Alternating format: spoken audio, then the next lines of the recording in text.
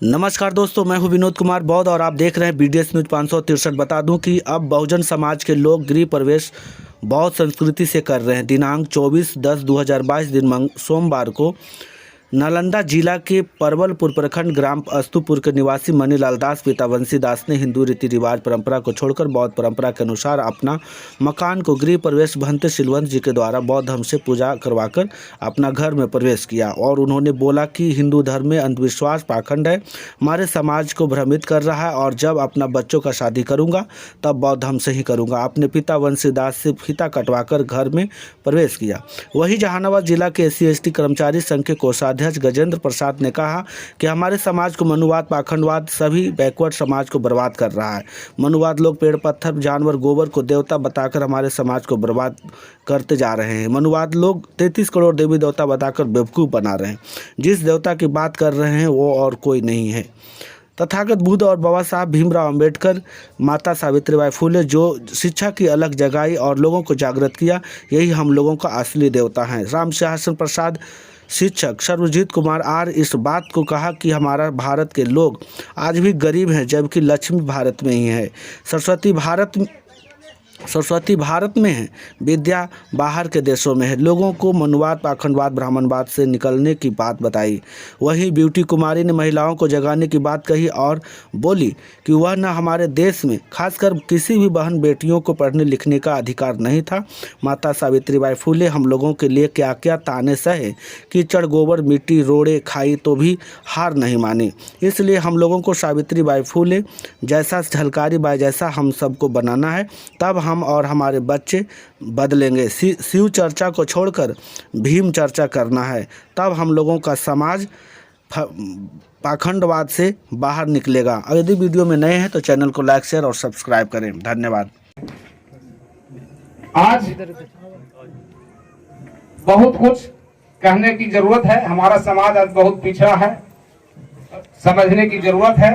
थोड़ा सा महिलाओं लोग को खास करके ध्यान आकृष्ट कराना चाहते हैं, क्योंकि महिलाएं ही हमारे जो है अंधविश्वास में काफी डूबे हुए हैं।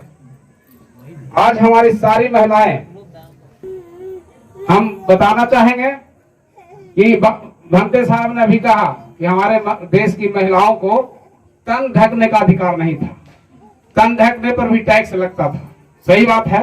और ये बाबा साहब ने संविधान लिखकर आज बराबरी का दर्जा आज हमारे इस देश में आज सारे पदों पर, बड़े बड़े पदों पर आज प्रधानमंत्री हो, राष्ट्रपति हो। अभी द्रौपदी मुर्मू अभी देश की प्रथम नागरिक राष्ट्रपति को बोला जाता है, वो बनी है आदिवासी समाज से, हमारे मूल निवासी समाज से। तो हम कहना चाहेंगे कि सारे चीज आज हमारे पूर्वजों ने दिया, जिनको हम लोग आज खोए हुए हैं, उनको जान नहीं रहे।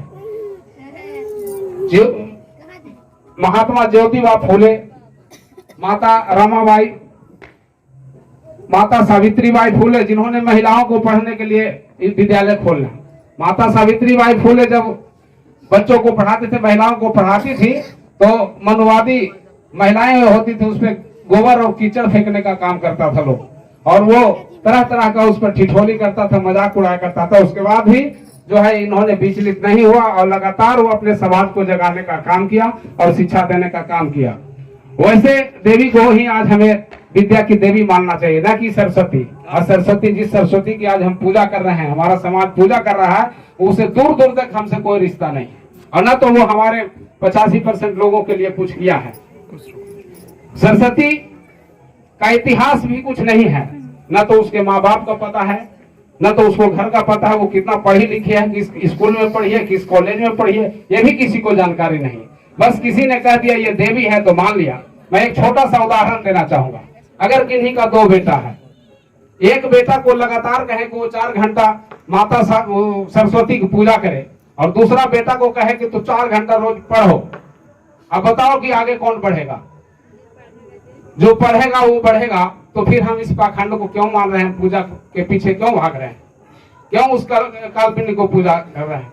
हमारे सामने अंधविश्वास फैलाया जा रहा है। हम एक उदाहरण देना चाहेंगे। आज जिस विधि से हम कर रहे हैं, अगर उस मनुवादी विधि से करते तो आज भंते जी के जगह पर पंडित जी होते, और वो सबसे पहले यहाँ बैठ करके सबसे पहले वो पैखाना गाय का गोबर मंगवाते, और एक गाय का गोबर जब लेके आते तो उसे 2 मुट्ठी बनाते, दो वो बना देते, और एक से बना देते गौरी और एक से बना देते गणेश। अब ये कौन विज्ञान है हमको समझ में नहीं आता है कि एक गाय का गोबर एगो से पुरुष है वो की स्त्री कैसे बना दिया वो, हमारा ही समझ में नहीं आया। हम लोग बड़ी धड़ल्ले से मान लेते हैं उसको, बोला गणेश भगवान की। दूसरी बात, हमारे यहाँ जब हमारे भगवानों को इतना डेवलप था, विज्ञान डेवलप था कि गणेश जिसका इतिहास बताता है कि पार्वती जी ने जो मैल से उसको पैदा किया। अब सोच सकते होंगे कि वो पार्वती कितना दिन से नहीं नहाई होगी कि ओकरा देह से माने कम से कम 8-10 बरस का बच्चा बन गया ओकर मैल से। तो सोचिए कितना दिन से ना नहाई होगी, और उस मैल से गणेश को बना दिया। और गणेश को जब बना दिया किस लिए, चूंकि वो शंकर जी को बाथरूम अपना नहीं बनाए परिवार के लिए, वो काहे ला वो नहा रही थी तब बेटा को बोले गणेश को कि बेटा तू इधर रहना, कोई आवेगा तो उसको आने मत देना, हम ना स्नान करना। इसी बीच में शंकर जी आते हैं और वो अंदर जाना चाहते हैं, तो वो लड़का जो गणेश है वो रोकने का काम करता है। जब रोकने का काम करता है, हट करता है, शंकर मानता नहीं है, और अंततः क्या करता है कि उसको तलवार त्रिशूल से काट देता है। तलवार से नहीं, उसके हाथ में तो त्रिशूल होता है।